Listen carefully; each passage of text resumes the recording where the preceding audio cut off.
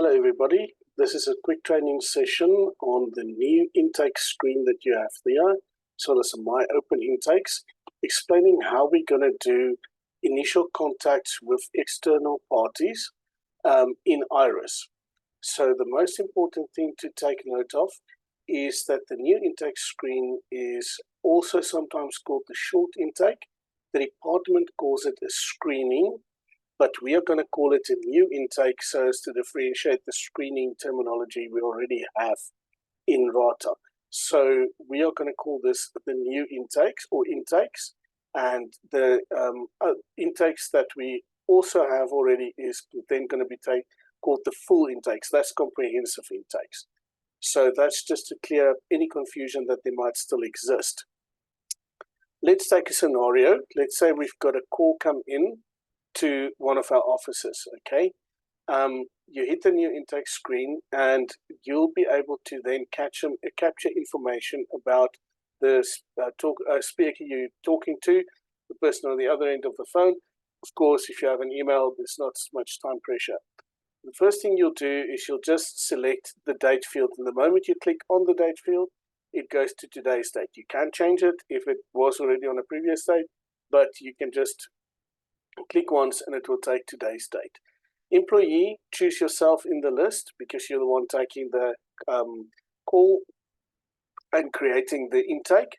Your office is the office that you actually work from. In my case, I use National Office just to differentiate, but you'll be using the office that you actually work in. Problem reported is a field that doesn't appear on the department screens. We're going to use it because we want to be able to give a more complete referral to somebody else if it's something that's not pertaining to our office in and of itself. So the problem reported actually allows you to put quite a bit of narrative, and you can use it in whichever way is appropriate for the call that you're taking. So just use that to capture the information about the problem. The personal details is the details of the person you're contacting. You might also want to put in the information here, if you want, of the person that you're going to be contacting about the case, if it's a reporter that you're talking to, and so on. It's all just being, open. You have different options. Anon is for anonymous. Of course, we have to be able to capture anonymous, and just the word anon is short for anonymous. Same if you have a surname, you can put it in. By the way, you'll see that there's a red star for all the fields that you have to put in. The surname is not something we're going to force you to put in. We just want to have some indication of who you're seeing, or if in the case of anonymous, that it is anonymous, okay? ID number, if available, date of birth, if available, goes into the next field there, and then the contact details. And like the prompt there tells you, you can put an email, a contact telephone number, any mobile number, an address if you have one. This is a bigger field than it might look. So you'll be able to put some information in there that can help the person that's going to perhaps have to contact them after, or yourself, should you be that person. Okay, the next part of the screen is the person A. These fields are actually fairly important because the department also wants to know some statistics apparently about this. So let's look at those 4 fields. They make provision for the following: a caregiver, the primary client, a service provider, or a reporter. Now, sometimes a caregiver can also be a reporter, okay? So if there's more than one field that applies to the person that you're speaking to, then you use this. And of course, this is the person you're speaking to that we specifically want information on, okay? And finally is the new or existing case and intake action area of the screen. Here we've split the screen into 2 parts divided by this green line, this lime green line here, okay?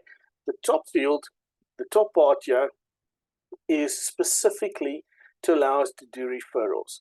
In the case that an email comes into head office, but it actually has to do something with Heidelberg or whatever example you might come up with, but where the person who's taking the call or creating the intake is not the one that's going to be actually responsible for choosing what happens next to making determinations, but they're going to refer it to somebody else. This is how you do that.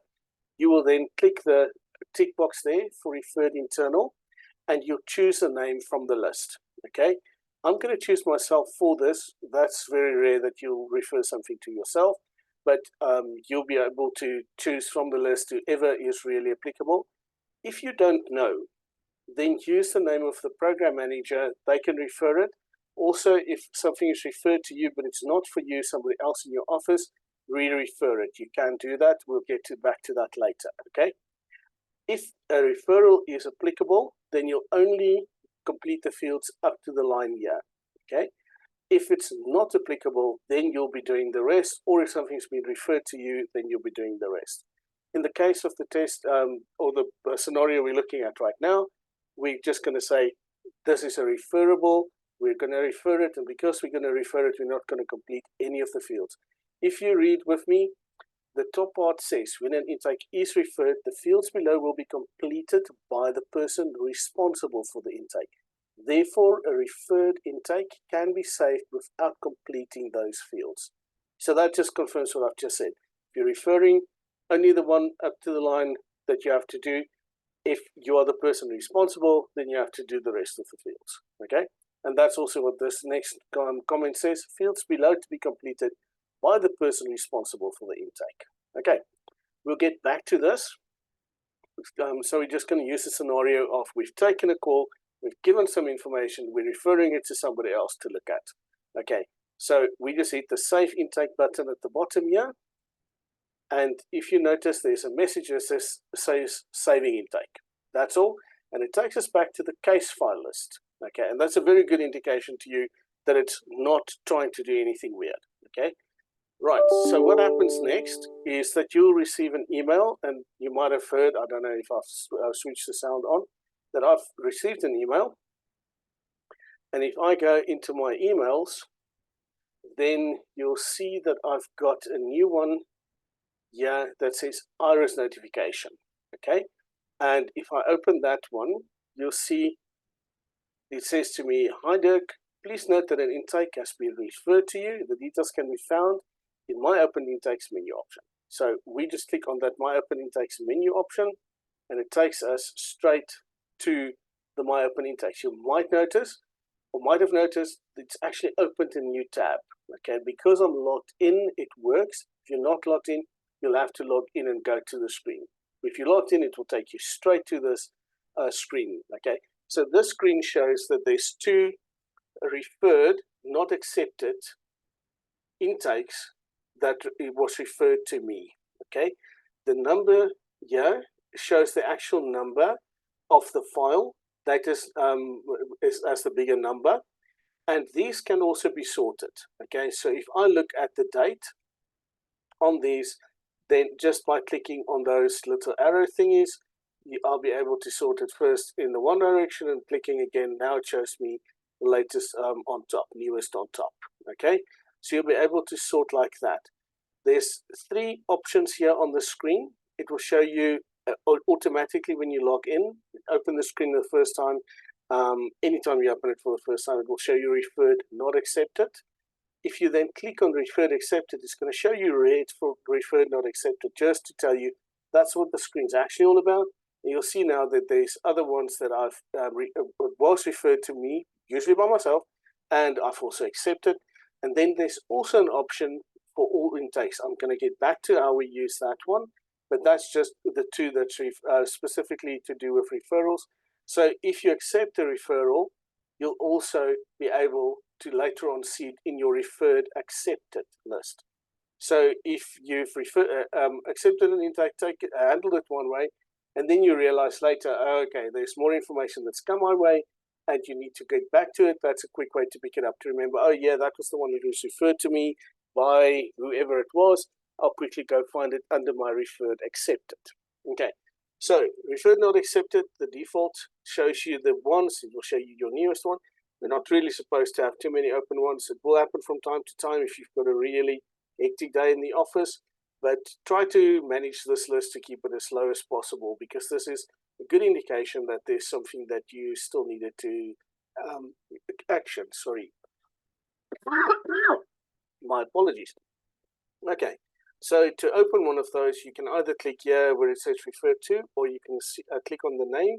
Let's go back to the one that we did earlier. Now we're going to act as though I've received it from somebody else, even though you know that I know, we all know I didn't, but yeah, we'll just act it all out. Now I'll say referral accepted on this to say, all right, I'm going to be the one responsible for this intake. I'm accepting the referral. The moment I do that, then I'm also obliged to complete the rest of the fields for this. Okay, so then you're going to the intake action. The intake action, you have a choice. The first few is all to do with external referrals, health, home affairs, other NPOs, SAPs, and SASA. And the others is for internal, firstly IGS, then normal intake, follow-up or appointment, and referral to another program. Okay. Together with that, we also have a refer to other service provider. Usually that will tie up with external other NPO. All right, but that's another field that you have to tick specifically for the department. Sorry about that. I would have preferred not to have that one as well, but that's the way it is. So sorry if you have to refer to another service provider, you'll have to tick this box as well. Use this box more than only for the specific case of referring it to other service provider. The idea normally is that you just use it for that, but sometimes you'll find that referring it for follow-up or another program, you'll have to specify what that is, things like that. So any of that information, anytime you feel that what you're choosing here doesn't tell the whole story, also use this narrative field here and add a little bit more info to that. Now we're going to say we're referring it for intake, okay? We're not referring to another service provider. We don't have to give any more information because we're going to be handling it all in the case file, and we'll say it's going to be a new case file.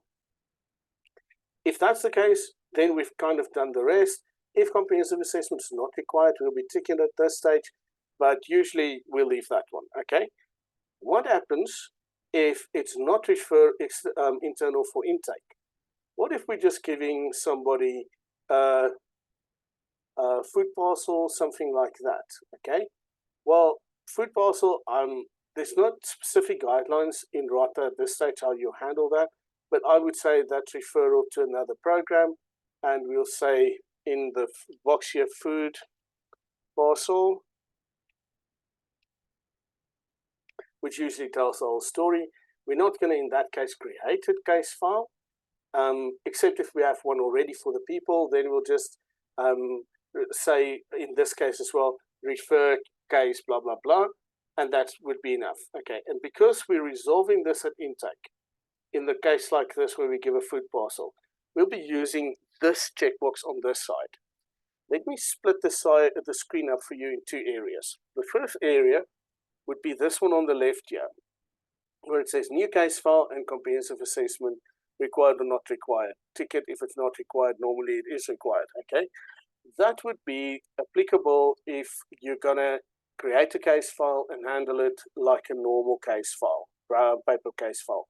If you're not, if you resolve the issue at intake, okay, then you're going to be ticking this block, and those two there are both irrelevant in that case, okay?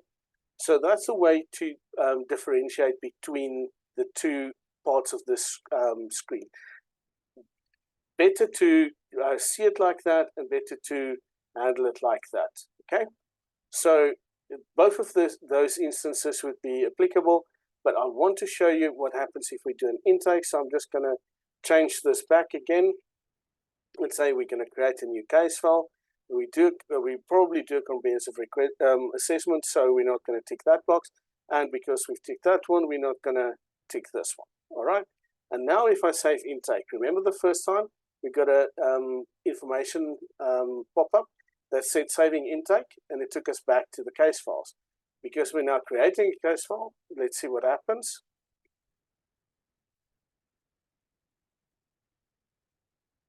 Did I misclick?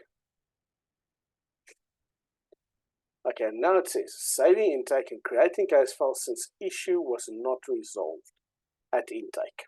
All right, So now we're in the new case file screen, which most of you have seen already, okay? In the screen, we've changed a couple of small things to make sure that we capture enough information to be able to handle this properly. So the first thing you'll have to put in is the case file internal or easy name, okay? And I'm just gonna grab something that I've already done, doesn't matter, don't worry about what it is. The creator date is today's date. So we'll just check there. By the way, if you start choosing other dates and you click on today, it will take today's date again. Okay, so that's something very powerful, is this today button on this screen. So if you by mistake press something, you don't have to look at your real calendar, you can just look on this one, get today, and it will go back to today's date. I apologize about the coughing, I'm still not 100% healthy. The next one is the office. Just choose the office that you work out of. Then finally, we've made it so that you have to assign an employee.